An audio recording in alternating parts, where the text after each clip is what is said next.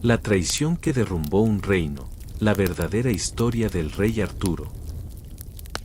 Imagina un mundo envuelto en la bruma de la antigua Britania, un territorio salvaje y fracturado donde la civilización era un frágil fuego en medio de una gran oscuridad. De esa oscuridad, surgió una luz, un faro de esperanza forjado no solo en acero, sino en un ideal. Ese faro fue Camelot, y su rey, un joven cuyo nombre resonaría a través de los siglos, Arturo. Pero esta no es solo la historia de un rey, ni de su espada mágica Excalibur, extraída de la piedra por un designio divino que solo el verdadero y legítimo soberano podría lograr. Esta es la historia de un sueño de unidad, de caballeros de honor y de una mesa redonda donde todos los hombres eran iguales, un sueño que se enfrentaría a las sombras más traicioneras, no en los campos de batalla, sino en el corazón mismo de quienes lo construyeron.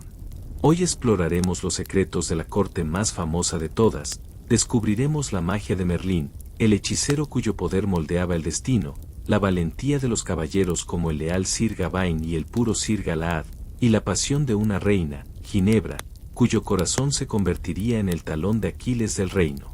Acompáñenme en un viaje épico donde la lealtad se pondrá a prueba, la magia se entrelazará con la traición y donde un solo acto de deshonra podría desencadenar una cadena de eventos que llevarían a la leyenda a su trágico y glorioso final. Porque la caída de un gran imperio nunca viene solo de los enemigos externos, sino de las grietas que se forman en sus cimientos, y Camelot, a pesar de toda su gloria, no fue la excepción. En los primeros días, todo era promesa. Arturo, guiado por la sabiduría ancestral de Merlín, gobernaba con una mano justa y un corazón compasivo. La mesa redonda, un magnífico símbolo de igualdad, reunía a los mejores caballeros del reino. No había cabecera, no había posición de privilegio, solo un círculo de hermanos jurados a proteger a los inocentes, a buscar la justicia y a servir a su rey. Fueron días de grandes hazañas, de enfrentar a terribles bestias y de rescatar doncellas. La búsqueda del Santo Grial, el cáliz sagrado de la última cena, se convirtió en la máxima aspiración espiritual de estos hombres, una prueba de fe y pureza que solo el más virtuoso, Galahad, hijo de Lanzarote, lograría alcanzar, tocando lo divino y desapareciendo luego de este mundo en un éxtasis celestial. Pero mientras las leyendas crecían, en los pasillos silenciosos del castillo, otro tipo de historia se estaba escribiendo, una historia de miradas furtivas y corazones latiendo al unísono en secreto. La reina Ginebra, de una belleza tan deslumbrante como el amanecer, y el más valiente de todos los caballeros, Sir Lanzarote del Lago, habían iniciado un romance prohibido. Era un amor profundo, sincero, pero también un acto de traición monumental. Sabían que su secreto era una espada de doble filo, que colgaba sobre el cuello de todo el reino. Se consolaban pensando que su amor no dañaba a nadie, que era un refugio privado en un mundo de deberes públicos. Pero en una corte donde la lealtad al rey era el valor supremo, su pasión era una grieta que, con el tiempo, se ensancharía hasta volverse insalvable. Mientras tanto, otra amenaza se cernía sobre Camelot, una amenaza que no provenía de un amor prohibido, sino de la envidia más venenosa. En las sombras de la corte, un caballo de mirada fría y ambición desmedida observaba con resentimiento creciente la gloria de Arturo y la devoción que todos profesaban hacia Lanzarote. Su nombre era Mordred. Y aquí la historia da un giro aterrador, un secreto que muchos desconocen.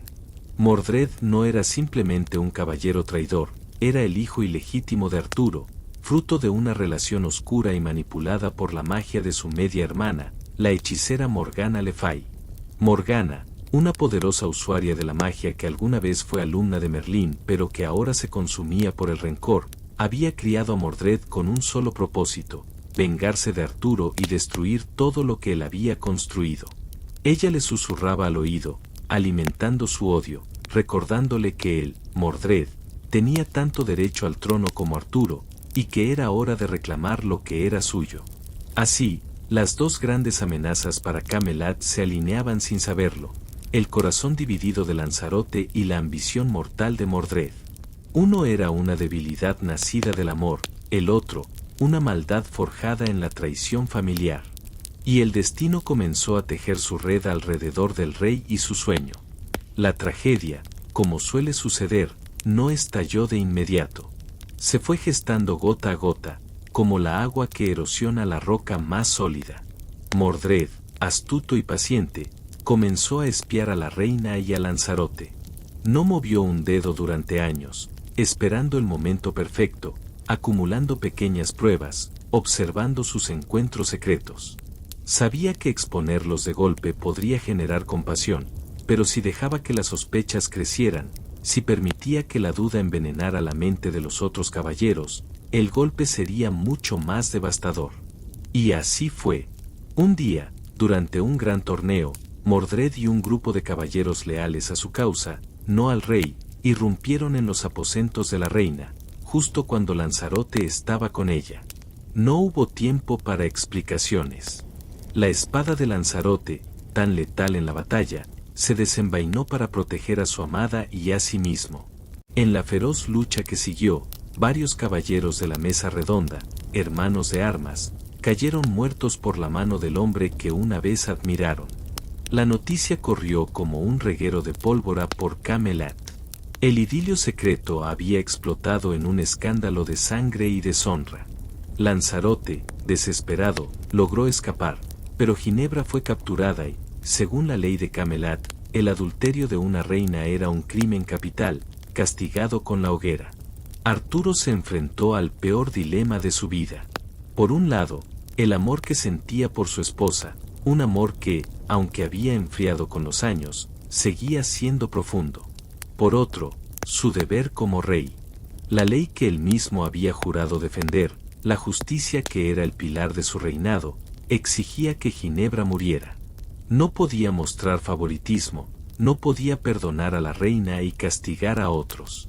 Su corazón se partió en dos, pero con una pesadumbre que lo envejeció décadas en un solo día, firmó la sentencia de muerte de la mujer que amaba. El día de la ejecución, la plaza de Camelot estaba tensa, un silencio sepulcral cargado de dolor e incredulidad. Ginebra, pálida pero serena, fue llevada a la hoguera. Arturo, desde su trono, observaba con el rostro convertido en una máscara de piedra, pero sus ojos delataban una tormenta interior. Justo cuando las antorchas estaban a punto de tocar la leña, un grito de guerra resonó desde la distancia. Lanzarote, al mando de sus fieles caballeros, irrumpió en la plaza en un audaz intento de rescate. Lo que siguió no fue una batalla, fue una carnicería entre hermanos. Los caballeros de la mesa redonda se enfrentaron entre sí, divididos por la lealtad al rey o la lealtad a Lanzarote.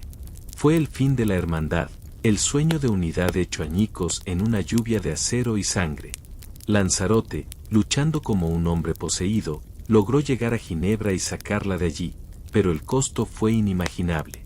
En la confusión, en ese choque de lealtades y pasiones, Mordred observaba con una sonrisa de triunfo. Su plan estaba funcionando a la perfección. La corte estaba dividida, el rey, destrozado, y el mejor guerrero de Camelot, Lanzarote, ahora era un proscrito. El camino al trono comenzaba a despejarse. Arturo, con el corazón hecho pedazos, no pudo perseguirlos de inmediato. La traición de su mejor amigo y su esposa lo había dejado vacío. Pero un mal mayor aún estaba por llegar, un mal que haría que el dolor por el adulterio palideciera en comparación. Mordred, aprovechando la ausencia y la debilidad del rey, mostró finalmente sus cartas. Con un ejército de mercenarios y caballeros descontentos que había reclutado en secreto, se declaró a sí mismo el nuevo y legítimo rey de Britania. Y no solo eso, extendió el rumor más venenoso de todos, que Arturo no era apto para gobernar, que su incapacidad para controlar a su propia esposa era una muestra de su debilidad, y que él, Mordred, sangre de su sangre, era el único fuerte para guiar al reino. La noticia llegó a Arturo como un golpe físico. La traición de su hijo, la criatura de su propia sangre, era la herida que nunca podría sanar. El rey, ahora no un gobernante de leyendas, sino un hombre traicionado y envejecido por el dolor, comprendió que la batalla final se acercaba. No era una batalla por la gloria o por un ideal, era una batalla por la supervivencia de todo lo que había construido, una lucha a muerte contra la sombra de su propio legado. Con un espíritu sombrío pero una determinación de hierro, Arturo reunió a los leales que le quedaban, los últimos y más fieles caballeros de la mesa redonda. Eran pocos, la mayoría yacía muerto por las luchas internas, pero su resolución era inquebrantable. Sabían que se dirigían a la batalla que definiría el destino de Britania. La noche anterior al enfrentamiento, Arturo, en su tienda, tuvo un sueño. Soñó con Merlín, el viejo mago que lo había guiado en su juventud. En el sueño, Merlín no le dio consejos de batalla, no le habló de estrategias. Solo lo miró con tristeza y le dijo: el hierro mordió la piedra, el rey surgió, pero la tierra beberá su sangre. La espada volverá de donde vino, y el sueño dormirá hasta que sea necesario de nuevo. Arturo despertó con un presentimiento frío, comprendiendo que esta sería su última batalla. Mientras tanto, en la costa de Salisbury Plain, en un lugar llamado Camlan, los dos ejércitos se desplegaron. El aire estaba cargado de odio y tristeza. Padre e hijo, rey y usurpador, se miraron a través del campo de batalla. No hubo parlamento, no hubo ofertas de paz. Solo el sonido siniestro de las espadas chocando contra los escudos. La batalla de Camlan comenzó con una furia terrible. Arturo, blandiendo Excalibur, luchó como un demonio, abriéndose camino hacia Mordred con un solo propósito. Mordred, por su parte, más joven y ágil, esquivaba y contraatacaba con una crueldad calculada. La leyenda cuenta que fue una lucha titánica, que el cielo mismo se oscureció para presenciar el parricidio y el filicidio. Finalmente, en un claro entre la carnicería, Arturo y Mordred se enfrentaron cara a cara. Con un último y poderoso movimiento, Arturo clavó su lanza en el cuerpo de Mordred, atravesándolo. Pero el joven traidor, con su último aliento, usó su propia caída para impulsarse, con una daga, asestó una herida mortal a su padre. Ambos cayeron, el rey y el heredero no deseado, abrazados en un último y trágico acto. El campo de batalla quedó en silencio, solo el gemido del viento y los quejidos de los moribundos. Arturo, mortalmente herido, fue llevado por Sir Bedivere, uno de sus últimos caballeros, lejos de la carnicería. Sabiendo que su fin estaba cerca, le ordenó a Bedivere una última misión: tomar la espada Excalibur y arrojarla al lago cercano. Bedivere, desconcertado, no podía creerlo. ¿Cómo deshacerse de un tesoro tan grande? La primera vez que fue, escondió la espada entre los juncos y le dijo al rey que la había arrojado. Arturo, débil pero con una mirada penetrante, le preguntó: ¿qué viste? Bedivere respondió: nada, mi señor, solo las olas. Arturo, enfadado, lo envió de nuevo. Cumple mi orden. La segunda vez, Bedivere, aún incapaz de destruir la legendaria arma, mintió de nuevo. Arturo, con su último aliento de fuerza, lo reprendió: traes deshonor a tu rey. Haz lo que te ordeno. Avergonzado y con el corazón oprimido, Bedivere fue por tercera vez. Tomó la espada, la levantó y, con un suspiro de dolor, la lanzó hacia el centro del lago. Entonces, ante sus ojos asombrados, una mano surgió de las aguas, una mano envuelta en blanquísima tela, que agarró la espada por la empuñadura, la blandió 3 veces y luego se la llevó lentamente bajo la superficie. El misterio de Excalibur había concluido. Bedivere corrió de vuelta junto a Arturo y le contó lo que había visto. El rey, con una paz final en su rostro, asintió: ya todo está cumplido. Luego, susurró que debían llevarlo a la orilla del agua. Allí, una barca neblinosa se acercó. En ella, 3 reinas de rostros velados lo recibieron y lo ayudaron a subir. Bedivere, desde la orilla, observó cómo la barca se desvanecía en la bruma, rumbo a la mítica isla de Avalón, el lugar donde se decía que las heridas podían sanar y los reyes podían descansar. La leyenda nació en ese momento. Arturo no había muerto, solo dormía, y regresaría en la hora más oscura de Britania. Camelot había caído, su corte se desvaneció en el polvo, pero el sueño, el ideal de un reino justo y unificado, nunca murió. Perduró en canciones, en historias, en el corazón de todos aquellos que creen que la luz, por más débil que sea, puede siempre desafiar a la oscuridad.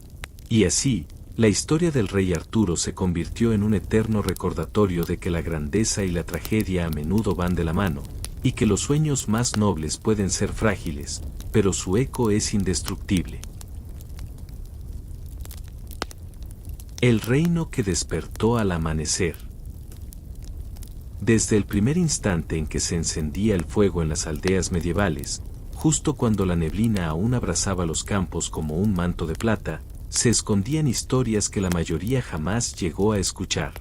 Historias que no aparecían en los libros polvorientos de los monasterios ni en las crónicas orgullosas de los reyes, sino en susurros, en pasos silenciosos, en decisiones pequeñas que cambiaban destinos completos. Y esta historia, la que estás a punto de conocer, tiene un poder especial. Fue contada durante siglos alrededor de mesas de madera, en noches frías, para recordar que incluso en la Edad Media, un tiempo lleno de incertidumbre, injusticias, miedos y maravillas, un solo acto de valentía podía abrir caminos que nadie creía posibles. Antes de que avance la narración, quédate con esta idea. En la Edad Media, la gente vivía con menos comodidades que hoy, pero con más razones para luchar por cada día. Eso hacía que cada elección, por insignificante que pareciera, pudiera definir el destino de un reino entero.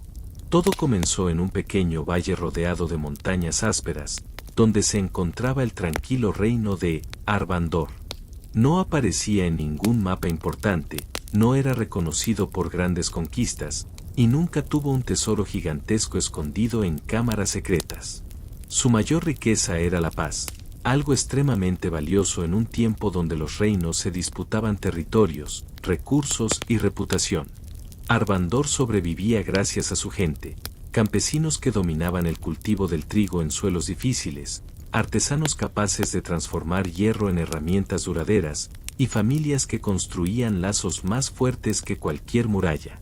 También tenía algo que otros reinos subestimaban: sabiduría. No la sabiduría académica de los monjes que copiaban manuscritos durante meses, sino la sabiduría práctica, la que permitía a la gente adaptarse, resistir y seguir adelante sin importar cuán duro fuera el invierno o cuán incierto fuera el futuro. En aquel reino vivía un joven llamado Eric, hijo de una tejedora y un herrero. Era curioso, tremendamente observador y con un extraño talento para notar lo que otros pasaban por alto. A veces su propia familia se sorprendía de la facilidad con la que distinguía una tormenta antes de que las nubes cambiaran de color o como sabía cuando un caballo estaba enfermo aunque siguiera comiendo normalmente. Elric tenía una capacidad innata para escuchar el mundo, algo que muchos en aquella época consideraban un don, aunque a él le parecía simplemente una forma de mantenerse atento. Y en un tiempo en el que los peligros eran reales y cotidianos, estar atento era casi tan valioso como portar una espada. Pero Elric también tenía un sueño que muy pocos compartían: quería conocer el mundo más allá de las colinas de Arvandor. Para la mayoría de los habitantes de su aldea, viajar era arriesgar demasiado.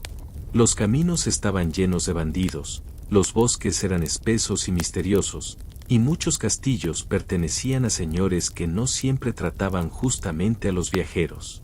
Sin embargo, Eric no veía peligros por todas partes, veía posibilidades. Eso no significaba que fuera imprudente, sabía que en la Edad Media, incluso un pequeño descuido podía costarte la vida. Pero también sabía que quedarse siempre en el mismo lugar impedía descubrir los secretos más profundos del mundo. Un amanecer, cuando las campanas de la aldea apenas comenzaban a sonar, Eric vio algo que cambiaría su destino. Desde la colina más alta, observó una columna de humo elevándose desde el bosque del este, un lugar donde no vivía nadie y donde los viajeros evitaban entrar debido a antiguas leyendas sobre criaturas invisibles que protegían los árboles más viejos. Eric sintió un escalofrío. No era miedo, sino intuición. Algo había ocurrido allí, algo que no encajaba con la calma habitual de Arvandor. Podría haberlo ignorado, como todos los demás hicieron, pensando que tal vez era un rayo que había caído sobre un tronco seco o una fogata descuidada de algún leñador. Pero Eric no podía desentenderse. Cuando la vida te susurra un secreto, si no lo escuchas, puede que jamás vuelva a repetirse. Se adentró en el bosque con cautela, recordando siempre una enseñanza común en la Edad Media que hoy sigue siendo útil: nunca avances sin conocer tu camino, pero tampoco retrocedas si ya has descubierto la dirección correcta. Cada paso que daba era acompañado por el crujido de las hojas secas y el olor a musgo. El humo se hacía más denso a medida que avanzaba, y finalmente llegó a un claro donde encontró algo que no esperaba: una carreta destruida, sus ruedas rotas y sus cajas dispersas por el suelo. A su lado, un hombre herido intentaba levantarse. Llevaba ropa elegante, demasiado fina para un mercader común, y un broche dorado con el emblema de un león alado. Eric lo ayudó sin pensarlo. En aquel tiempo, la hospitalidad y la ayuda al prójimo no eran meras costumbres, sino necesidades para sobrevivir. El hombre se llamaba Ser Brinden, un mensajero real proveniente de un reino lejano llamado Eldoria. Había sido emboscado por un grupo de bandidos que buscaban robar una carta de enorme importancia para su reina. Eric sintió como el corazón le latía más rápido. No todos los días uno encontraba a un mensajero herido con una misión secreta. Brinden explicó que la carta debía entregarse lo antes posible, pues contenía información que podría evitar una guerra entre Eldoria y un reino vecino, una guerra que podría extenderse por todos los territorios si se ignorara la advertencia. Eric entendió entonces que el humo que había visto no era solo un suceso aislado, sino la señal de algo mucho más grande. Brinden, demasiado débil para continuar su misión, le pidió que llevara la carta al castillo de Eldoria en su nombre. Elric sabía que esa decisión cambiaría para siempre la calma de su vida, pero también sabía que no podía rechazarla. En la Edad Media, los jóvenes a menudo se convertían en héroes sin quererlo, solo por actuar en el momento preciso. Ese era uno de los secretos del mundo antiguo: los grandes destinos no siempre se buscan, a veces simplemente te encuentran. Con la carta bien guardada bajo su ropa, Eric comenzó un viaje que lo llevaría por caminos desconocidos, aldeas pobres donde la gente compartía pan aunque no tuvieran suficiente para sí mismos, y puentes de madera tan antiguos que sus crujidos parecían advertencias del pasado. En cada sitio aprendía algo nuevo, recordándonos que en un tiempo sin redes sociales, sin libros abundantes y sin mapas exactos, la sabiduría se transmitía a través de historias narradas al calor del fuego. Un anciano herrero le enseñó que el hierro más fuerte es el que ha resistido más golpes, una lección que Eric aplicaría no solo al metal sino a su propia vida. Una curandera le mostró cómo el romero podía detener una herida leve y cómo la calma era la mejor medicina en momentos de miedo. Y un niño de una aldea costera le explicó que incluso las olas más tranquilas pueden esconder corrientes peligrosas, una metáfora perfecta para entender la política medieval. Mientras avanzaba, Eric descubría que el mundo no era tan oscuro como muchos lo describían, ni tan brillante como a veces parecía. Era un equilibrio difícil, lleno de desafíos que forjaban el carácter de las personas. Sin embargo, cuanto más se acercaba a Eldoria, más notaba que algo extraño estaba ocurriendo. Los caminos se volvían más silenciosos, las aldeas más desconfiadas y los soldados más tensos. El rumor de una guerra inminente se extendía como una sombra larga. Si la carta que llevaba realmente contenía una advertencia crucial, entonces cualquier retraso podía convertirse en una tragedia. Al llegar finalmente a Eldoria, Eric quedó maravillado. Las murallas eran altas, reforzadas con piedra gris que reflejaba el sol como si estuviera cubierta de escarcha. Las calles estaban llenas de comerciantes que vendían desde especias exóticas hasta telas teñidas con colores imposibles de encontrar en Arvandor. Pero entre toda esa belleza y prosperidad se respiraba un aire de preocupación. La reina Arwen, conocida por su inteligencia y su férrea determinación, esperaba noticias del mensajero desaparecido. Cuando Eric la conoció, Sintió un respeto inmediato por la forma en que ella observaba cada detalle, como si pudiera ver a través de la verdad y la mentira con la misma facilidad. Eric entregó la carta y explicó lo sucedido. La reina lo escuchó con atención, y al terminar, su expresión cambió. La carta revelaba que un grupo de señores rebeldes había planeado provocar un conflicto manipulando información falsa. Si el Doria reaccionaba al engaño, la guerra sería inevitable. Gracias a la carta, la reina tenía la oportunidad de actuar con cautela y evitar que sus enemigos se aprovecharan del caos. Fue entonces cuando la reina Arwen dijo algo que Eric jamás olvidaría: un reino se sostiene por las decisiones de sus gobernantes, pero también por el coraje de quienes no buscan gloria y aún así la alcanzan. Eric no era un soldado, ni un noble, ni un caballero entrenado en la corte. Era solo un joven curioso que decidió no ignorar el humo en la distancia. Y esa decisión cambió el destino de 2 reinos enteros. La reina pidió que Eric se quedara unos días en el Doria mientras se resolvía la situación. Durante ese tiempo, él aprendió más de lo que imaginó posible. Descubrió cómo funcionaba un castillo por dentro, con sus sirvientes, cocineros, artesanos y soldados trabajando como una máquina perfectamente coordinada. Observó cómo en la Edad Media, incluso los detalles más pequeños podían determinar la seguridad de todos, desde la calidad del pan que se servía a los guardias, hasta el estado de los puentes levadizos y los barriles de agua almacenados en caso de asedio. Aprendió que la política no era solo un juego de poder, sino una danza peligrosa donde un mal paso podía costar vidas. También comprendió que el conocimiento era más valioso que el oro.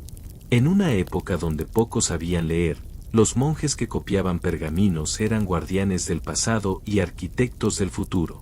Cuando la reina finalmente logró impedir la guerra, mandó llamar a Eric. Le ofreció una recompensa por su valentía, pero él no quería riquezas. Quería aprender, quería ver el mundo como nunca antes lo había visto. La reina sonrió, entendiendo su deseo. Le otorgó permiso para estudiar en la biblioteca real, un privilegio que muy pocos jóvenes de orígenes humildes recibían. Allí, Eric descubrió historias de reinos lejanos, técnicas antiguas de agricultura, mapas que mostraban rutas comerciales, y crónicas de héroes que, como él, habían empezado sus aventuras sin buscar fama. Con el paso del tiempo, Aelric se convirtió en un puente entre Arvandor y el Doria, viajando entre ambos reinos para compartir conocimientos, ideas y soluciones para los problemas cotidianos de la gente. Enseñó nuevas técnicas de siembra a los campesinos, métodos de herrería más resistentes a los artesanos, e incluso estrategias defensivas a los soldados. Mostró que el verdadero poder no estaba en las armas ni en la fuerza bruta, sino en la capacidad de aprender, adaptarse y transmitir sabiduría. El reino de Arvandor cambió gracias a él. Sus aldeas prosperaron, sus caminos se volvieron más seguros y sus habitantes más preparados para enfrentar los desafíos de su tiempo. Y el Doria también aprendió del espíritu humilde y observador de Eric, recordando que incluso los gestos más simples pueden desencadenar grandes cambios. Al final, la historia de Eric se convirtió en una leyenda contada durante años en ambas tierras. No porque hubiera nacido destinado a la grandeza, sino porque decidió actuar cuando muchos habrían mirado hacia otro lado. Y ese es el mensaje que esta historia deja. En cualquier época, incluso en la más antigua y aparentemente lejana como la Edad Media, el mundo cambia gracias a quienes escuchan los susurros del destino y se atreven a dar un paso hacia lo desconocido. Si alguna vez ves algo que te inquieta, una señal pequeña, un detalle que otros no notan, recuerda lo que hizo Eric. A veces las oportunidades se esconden detrás de cosas aparentemente insignificantes, y solo quienes se atreven a observar con atención pueden descubrir caminos que transformarán su vida y quizá la de muchas personas más. Así, el amanecer que cambió a Arvandor también puede cambiarte a ti, porque todas las historias tienen el poder de despertar algo dentro de nosotros, algo que nos impulsa a avanzar con más valentía, más sabiduría y más esperanza que antes. El secreto de la doncella que hablaba con dragones. la historia que el reino trató de borrar. El amanecer caía sobre el reino de Elaris como un susurro dorado que pintaba las montañas y despertaba los bosques. Las aldeas, todavía somnolientas, comenzaban a llenarse del aroma del pan recién horneado, del crujir de la leña y del sonido de los gallos anunciando un nuevo día. Pero más allá de la paz aparente, existía una verdad que pocos conocían. Una verdad antigua, peligrosa y casi olvidada. En lo alto de las montañas del cielo, dormidos durante siglos, yacían los últimos dragones del mundo. Criaturas majestuosas, temidas por unos, adoradas por otros, pero incomprendidas por casi todos. Y en un pequeño poblado que apenas aparecía, en los mapas, vivía una joven destinada a desatar el mayor cambio jamás visto, Elara, la doncella que hablaba con dragones. Desde niña, Elara había sido diferente. Sus ojos, de un extraño tono verde y dorado, parecían reflejar el fuego del sol.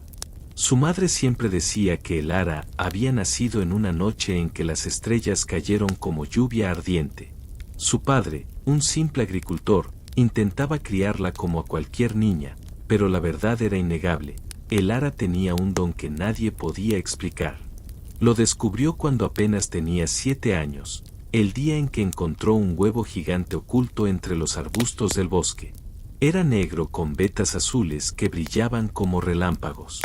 Mientras otros niños habrían gritado y corrido, Elara se acercó con una calma misteriosa, como si una voz muy tenue la guiara.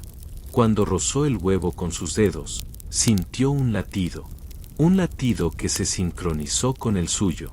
Y en ese instante lo entendió: no era un simple huevo, era un dragón. El último dragón azul del linaje de las tormentas. Aquel encuentro cambió su vida para siempre. Elara escondió el huevo en un lugar secreto del bosque, volviendo cada día para cuidarlo, hablarle y cantarle sin siquiera saber si podía escucharla. Lo sorprendente fue que la criatura sí la escuchaba. Cada palabra parecía ser absorbida por el cascarón, cada canto calmaba su interior y cada emoción que Elara sentía parecía despertar algo dentro del dragón por nacer. Cuando el huevo finalmente se rompió, lo hizo con un estallido de luz. De él emergió un pequeño ser de escamas azules y ojos brillantes como el cielo durante una tormenta. Elara le puso el nombre de Roban. A partir de ese día, sus destinos quedaron unidos para siempre. Elara no le contó a nadie su secreto. Sabía que el reino temía a los dragones, que había leyes estrictas que ordenaban destruir cualquier criatura mágica que pudiera representar un peligro. Pero también sabía algo que el resto ignoraba: los dragones no eran monstruos asesinos. No eran bestias sin mente ni corazón. Eran seres inteligentes, protectores y profundamente leales. Eran, en cierta forma, guardianes del equilibrio del mundo. Pero la ignorancia de los hombres había provocado guerras contra ellos, guerras que casi los extinguieron. Solo unos pocos sabían la verdad, y esos pocos habían sido silenciados con el tiempo. Con los años, Elara creció, y Roban también. La joven pasaba horas escondida con él, en la montaña, lejos de las miradas indiscretas. Entre ambos se formó un vínculo tan fuerte que podían comunicarse sin palabras. Elara escuchaba la voz de Roban no con los oídos, sino con el alma. Y Roban entendía cada emoción de la joven como si fueran suyas.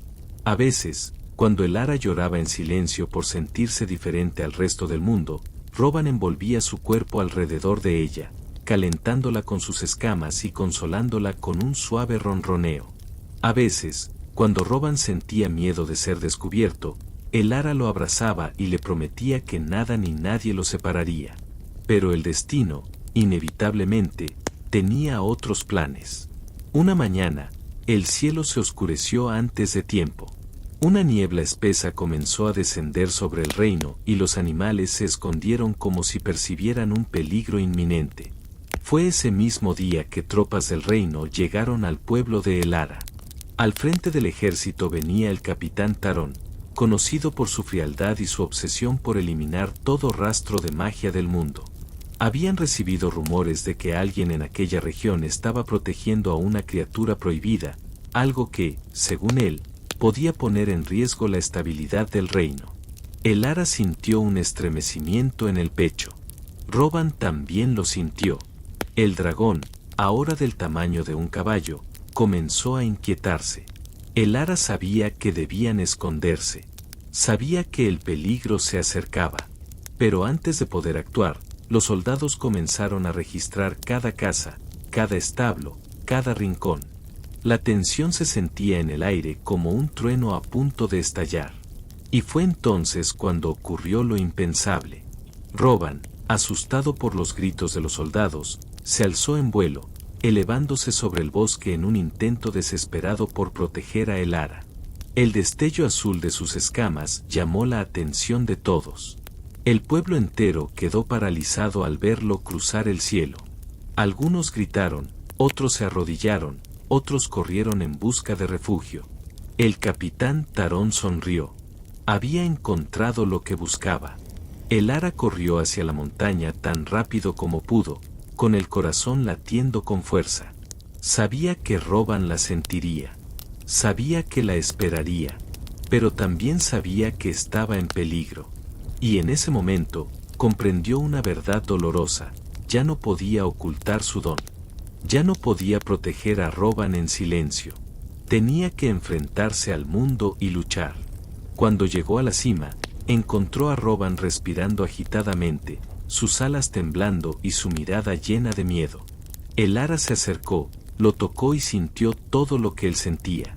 La angustia, la culpa, el miedo de perderla. Ella respiró hondo y le habló con serenidad. Roban, escúchame, no estás solo. No lo estuviste nunca. Y no voy a dejar que te hagan daño. Pase lo que pase, estaremos juntos. Roban inclinó la cabeza hacia ella, tocando suavemente su frente con la suya. En ese gesto, ambos sellaron una promesa silenciosa. Pero los soldados no tardaron en llegar. Rodearon la montaña y apuntaron sus lanzas hacia Roban, quien intervino con un rugido feroz para proteger a Elara. Tarón levantó su espada y ordenó capturar a la criatura. Y fue entonces cuando Elara dio un paso adelante. Su voz retumbó más fuerte que el viento. ¡Alto!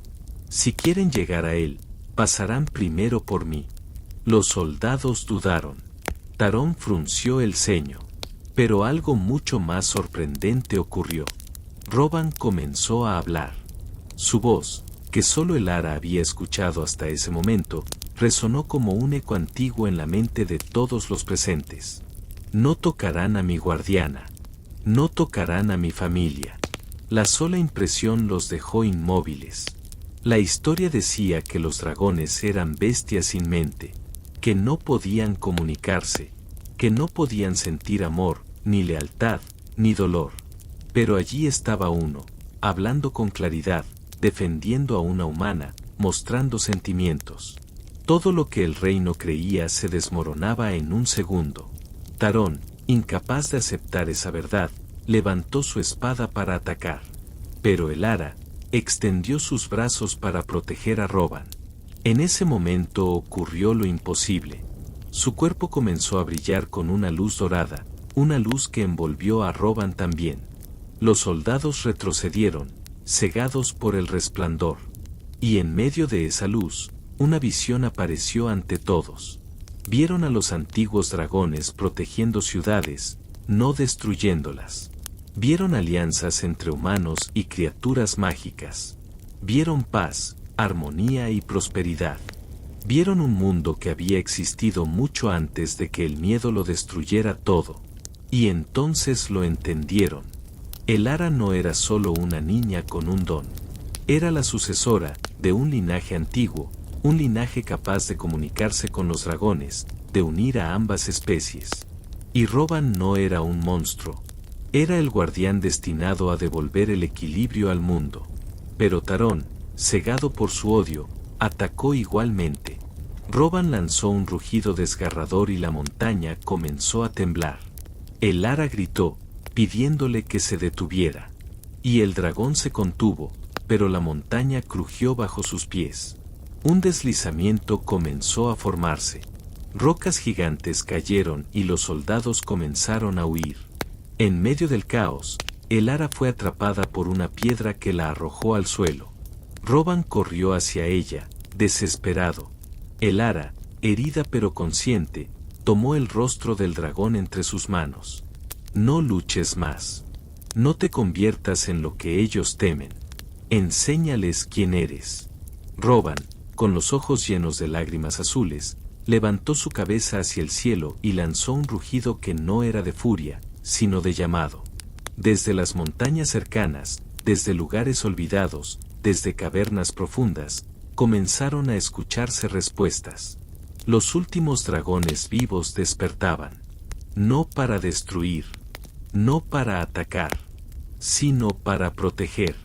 El cielo se llenó de criaturas majestuosas, cada una diferente, cada una hermosa a su manera. Los soldados cayeron de rodillas, temblando. Tarón, incapaz de aceptar la realidad, dejó caer su espada. Y en ese momento, los dragones descendieron lentamente, formando un círculo alrededor de Elara y Roban. Uno de los dragones más antiguos, de escamas doradas como el sol, habló con una voz tan profunda que parecía provenir de la tierra misma. Guardiana, te hemos estado esperando. El mundo necesita equilibrio. El mundo necesita verdad. Y tú eres esa verdad. Elara, con lágrimas en los ojos, asintió. Comprendió su papel. Comprendió su misión. Levantó la mano y habló. Yo no quiero guerra. Yo no quiero miedo. Quiero un reino donde humanos y dragones puedan coexistir. Donde la magia no sea castigada. Donde nadie deba esconder lo que es. Los dragones respondieron inclinando sus cabezas. Roban envolvió a Elara con sus alas, protegiéndola con un amor puro y poderoso. Los soldados, al ver aquello, comenzaron a cambiar. Comprendieron que el enemigo no era la criatura. Era el miedo. Era la ignorancia. El capitán Tarón, vencido por la verdad, cayó de rodillas. Perdónenme. Estaba equivocado. No sabía. No entendía. La voz del dragón dorado respondió con calma. Ahora entiendes. Ahora empieza un nuevo ciclo. Un ciclo de unión, no de destrucción. Elara miró a su pueblo, a los soldados, al reino entero que comenzaba a despertar. Sentía miedo, sí, pero también esperanza. Una esperanza tan fuerte que quemaba como fuego en su interior. A partir de ese día, Elara fue conocida como la guardiana de los dragones. Se convirtió en un puente entre ambos mundos. Enseñó a los humanos a respetar, a escuchar, a entender. Y enseñó a los dragones a confiar de nuevo. Elaris se transformó en un reino próspero, lleno de vida, magia y sabiduría. Y aunque el camino no fue sencillo, Elara y Roban lo recorrieron juntos, siempre unidos por un vínculo imposible de romper. Pero lo que el reino nunca imaginó fue que la verdadera magia de Elara no era hablar con dragones. Era cambiar corazones. Era transformar miedo en valor, odio en compasión, ignorancia en entendimiento. Esa fue su mayor hazaña. Y esa es la historia que, por generaciones, seguirá siendo contada al pie de las montañas, en las noches estrelladas, cuando el viento susurra y el fuego crepita, recordando al mundo entero que la verdadera fuerza no está en el poder, sino en la conexión que se crea cuando dos almas se entienden sin miedo. La canción del Valle de Hierro. En los albores de un amanecer tibio, cuando la bruma aún abrazaba los campos y los gallos apenas despertaban al mundo, el Valle de Hierro parecía suspendido en un silencio ceremonial. El sol apenas asomaba con tímidos destellos dorados que iluminaban los techos de paja, el humo que escapaba de chimeneas madrugadoras y el viejo puente de piedra que cruzaba el río Argenta, un curso de agua tan claro que los aldeanos juraban poder ver en él los recuerdos del pasado. Era un pequeño lugar perdido entre montañas y bosques espesos, tan aislado que muchos viajeros lo confundían con un mito. Pero ese aislamiento también lo hacía especial, pues en el Valle de Hierro las tradiciones pesaban tanto como las espadas, y cada vida parecía escrita en un pergamino que nadie podía borrar. En medio de este paisaje tranquilo vivía Aldrich, un joven de 16 inviernos, hijo de una campesina viuda y aprendiz informal de herrero. Su vida transcurría entre el sonido del martillo, el brillo del metal al rojo vivo y los susurros de historias que los ancianos contaban sobre caballeros honorables, damas misteriosas y criaturas del bosque. A diferencia de otros jóvenes, Aldrich no soñaba con la guerra, sino con la posibilidad de comprender el mundo más allá de su valle, de salir un día y ver castillos, mercados, ciudades portuarias, bibliotecas gigantes y caminos que parecían no terminar nunca. Pero también sabía que la vida en el valle era frágil, y los sueños, por hermosos que fueran, debían esperar su turno. Una mañana, mientras Aldrich avivaba el fuego de la forja, un sonido extraño sacudió la rutina de la aldea. No era el trote de caballos, ni el crujir de carretas cargadas, ni la melodía de algún músico ambulante. Era un cuerno largo, grave y arrastrado, que no se había escuchado en el valle en décadas. Los aldeanos dejaron caer lo que tenían entre manos, se asomaron a las puertas y ventanas, y buscaron entre las colinas la fuente del llamado. Pronto lo vieron, una columna de jinetes descendiendo por el sendero norte, luciendo capas azules bordadas con hilos plateados, emblema del reino de Sarelm, una tierra lejana cuyos habitantes rara vez pisaban lugares tan retirados. El líder del grupo era un caballero de porte imponente, con barba entrecana, mirada seria y una espada larga que colgaba de un cinturón adornado con runas. El caballo que montaba era tan majestuoso como él, y sus pasos resonaban en el puente de piedra como un tambor anunciando un destino inevitable. La gente se reunió alrededor, con mezcla de miedo y fascinación. Aldrich, con el rostro tiznado de ceniza, se abrió paso entre la multitud, sin saber que aquel instante cambiaría su vida para siempre. El caballero desmontó y se presentó como Sir Elión de Arcumbría, mensajero directo del rey. Venía con una orden clara: reclutar a todos los hombres capaces de empuñar un arma, pues el reino enfrentaba la amenaza de un señor rebelde que avanzaba con un ejército de mercenarios y bestias entrenadas para la guerra.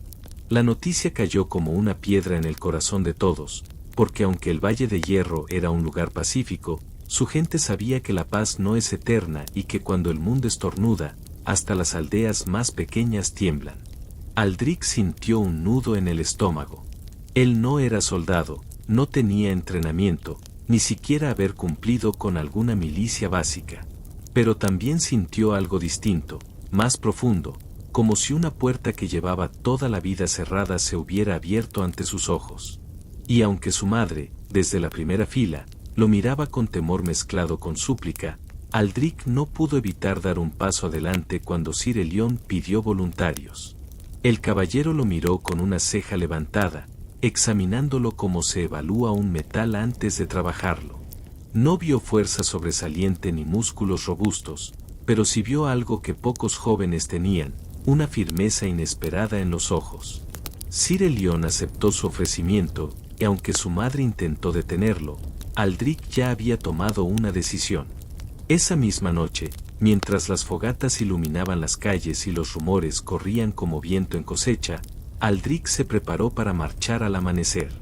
El camino junto a los caballeros fue más duro de lo que imaginaba. Pronto comprendió que la vida fuera del valle no tenía la suavidad de las historias. Las noches eran frías, los campamentos incómodos y la comida escasa, pero también descubrió otra cosa: la camaradería entre los soldados era real. Entre ellos conoció a Lira, una joven arquera de mirada inquieta y sonrisa pícara, que se había unido al ejército escapando de una antigua deuda familiar.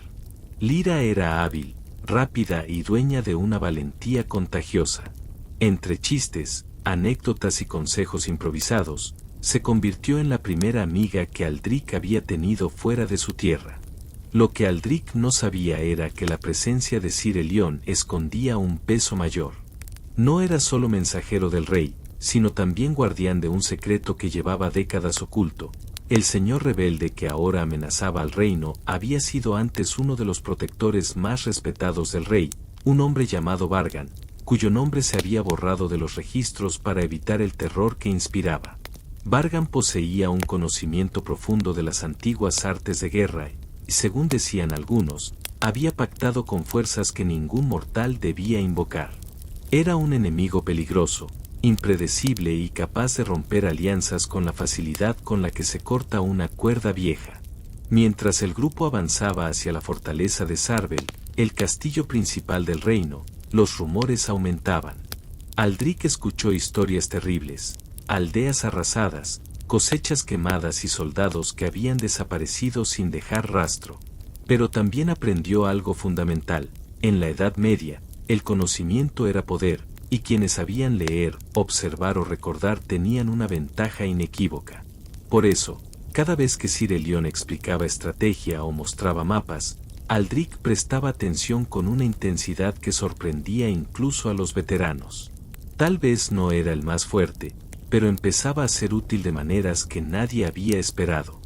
La llegada a Sarvel fue un espectáculo sobrecogedor. Las murallas eran tan altas que parecía tocar el cielo, y las torres estaban adornadas con banderas que ondeaban con orgullo. Aldric sintió que sus sueños se entrelazaban con la realidad frente a él. Allí, entre soldados, nobles, mensajeros y artesanos, comprendió que el mundo era mucho más grande de lo que el Valle de Hierro jamás le había permitido imaginar. Pero esa maravilla duró poco, porque apenas llegaron, fueron recibidos con la noticia de que el ejército de Vargan había cruzado el Paso de los Susurros, un antiguo corredor entre montañas que daba acceso directo al corazón del reino. La tensión en el castillo aumentó, y los días se hicieron más largos. Aldric y Lyra entrenaban sin descanso, mientras Sir Elión se reunía con los generales para diseñar defensas y rutas de escape. Una noche, mientras Aldric limpiaba su arma, Elión lo llamó a solas. Le dijo que había observado su crecimiento, su disciplina y su capacidad de comprender detalles que otros pasaban por alto. Le confió algo que no había mencionado antes: Vargan no solo era un traidor, sino también alguien que buscaba un objeto escondido en el propio Valle de Hierro, un relicario antiguo que, según leyendas, tenía el poder de inclinar la balanza de cualquier conflicto. Y aunque nadie sabía si el relicario realmente existía, Vargan estaba convencido de que sí, y eso lo hacía aún más peligroso. Aldric sintió un escalofrío. El Valle de Hierro, su hogar tranquilo, ahora era parte de una guerra que no había pedido. Y si Vargan decidía regresar por ese objeto, la aldea no tendría forma de defenderse. La responsabilidad cayó sobre él como un martillo. Elión lo observó en silencio, dándole tiempo para procesar la noticia. Finalmente, le ofreció la misión más difícil de su vida: regresar al valle antes de que el enemigo llegara y asegurarse de que, si el relicario existía, quedara a salvo. Aldric aceptó de inmediato, aunque sabía que era casi una sentencia de muerte. Lyra insistió en acompañarlo, diciendo que los arqueros servían para algo más que tirar flechas bonitas. Así, ambos emprendieron un viaje secreto y apresurado, rodeados por la sombra de un peligro inminente. El camino de regreso fue distinto esta vez. Cada bosque parecía ocultar ojos vigilantes, cada crujido de ramas los hacía detenerse, cada susurro del viento parecía advertirles que no estaban solos. Cuando finalmente llegaron al valle, encontraron un silencio extraño. No era el silencio habitual de la madrugada, sino uno inquietante, tenso, como si la tierra misma contuviera la respiración. Los aldeanos los recibieron con miradas confundidas y nerviosas. Aldric contó la situación sin adornos, y la noticia corrió como fuego entre paja seca. Nadie quería creer que un enemigo tan letal estuviera a punto de caer sobre ellos. Pero no había tiempo que perder. Los ancianos señalaron una vieja leyenda sobre una caverna oculta detrás de la cascada que alimentaba el río Argenta, un lugar donde sus antepasados habían guardado objetos de valor en tiempos de guerra. Nadie sabía si el relicario estaba allí, pero era la única pista. Aldric y Lyra se adentraron en la caverna, acompañados por un pequeño grupo de aldeanos. El sonido del agua resonaba como un latido, y el aire se sentía frío y espeso. Tras caminar por pasadizos estrechos, encontraron una cámara circular iluminada por cristales naturales que brillaban como luciérnagas. En el centro, protegido por una estructura de piedra tallada con símbolos antiguos, había una pequeña caja de hierro. No sabían si era el relicario, pero no podían dejarlo allí. Lo tomaron justo cuando un sonido estremecedor retumbó en la entrada. Las tropas de Vargan habían llegado. No había salida trasera. No había escondites. Solo quedaba defender la caverna. El grupo improvisó barricadas, y aunque eran pocos, estaban decididos a luchar. Vargan apareció con paso firme, envuelto en sombras que parecían moverse con vida propia. Sus ojos brillaban con un rojo soterrado, y su voz resonó como un trueno cuando exigió que entregaran el relicario. Pero Aldrich dio un paso adelante, y ese gesto, insignificante para un guerrero experimentado, cambió el curso del combate. Aldrich sabía que no podía derrotar a Vargan con fuerza, pero sí podía hacer algo que había aprendido observando a Elión: ganar tiempo.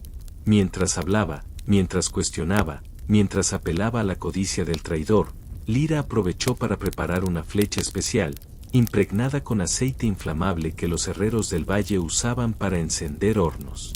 Cuando Vargan adelantó su mano para reclamar el relicario, Lyra disparó. La flecha impactó en uno de los cristales luminosos, provocando una explosión de luz que cegó momentáneamente a los invasores. El grupo corrió aprovechando la confusión, pero mientras escapaban por un hueco estrecho que solo los aldeanos conocían, Vargan lanzó un último ataque que provocó un derrumbe. Pensaron que todo había terminado, pero no lo era. Aldrich despertó horas después, cubierto de polvo y con la cabeza pulsando de dolor. Lyra estaba a su lado, viva, aunque herida. Los aldeanos habían logrado salir por otro túnel, y mientras recuperaban fuerzas, escucharon algo inesperado: los cuernos del ejército de Sarelm. Sir Elión había llegado. No se sabe si por intuición, por cálculo o porque confiaba en Aldrich más de lo que había admitido. Una batalla se desató entre los árboles y rocas que bordeaban la caverna, una batalla feroz pero decisiva. Vargan, debilitado, fue finalmente derrotado, y sus seguidores huyeron en desbandada.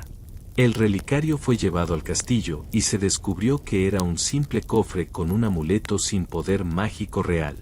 El verdadero valor del objeto no estaba en su poder, sino en la historia que representaba, un recordatorio de que la codicia y el miedo pueden transformar a un héroe en villano. El rey decidió conservar el relicario como símbolo de advertencia, no como arma. Aldrich regresó al Valle de Hierro como un joven distinto. No era un caballero, ni un general, ni un mago. Pero había conocido el mundo, había defendido su hogar y había demostrado que el valor no siempre se mide por la fuerza, sino por la capacidad de estar donde uno debe estar, cuando más importa. Lyra decidió quedarse un tiempo en el valle, diciendo que le gustaba su tranquilidad, aunque todos sospechaban que había encontrado algo más que tranquilidad en la compañía de Aldrich. El valle volvió a la paz, pero ya no era el mismo. Las historias que antes parecían fantasías se mezclaron con los hechos recientes, y cada noche, alrededor del fuego, los niños escuchaban con ojos brillantes la historia del joven herrero que se enfrentó a un traidor temible y del valle que resurgió de la sombra. Y aunque Aldrich no buscaba fama, su nombre se volvió leyenda en una época en la que las leyendas eran más poderosas que cualquier espada. Así, en una era donde los castillos dominaban los horizontes, donde los caminos estaban llenos de misterios y donde cada persona podía cambiar el destino del mundo, el Valle de Hierro se convirtió en un símbolo de esperanza. Y la canción de su héroe, Aldrich, comenzó a viajar más allá de montañas, ríos y fronteras, recordándole a todos que incluso en tiempos antiguos, donde la oscuridad era habitual, siempre había luz esperando a ser descubierta. Y esa luz, como bien aprendió Aldrich, nunca se encuentra lejos, siempre vive en el corazón de quienes se atreven a luchar por lo que aman.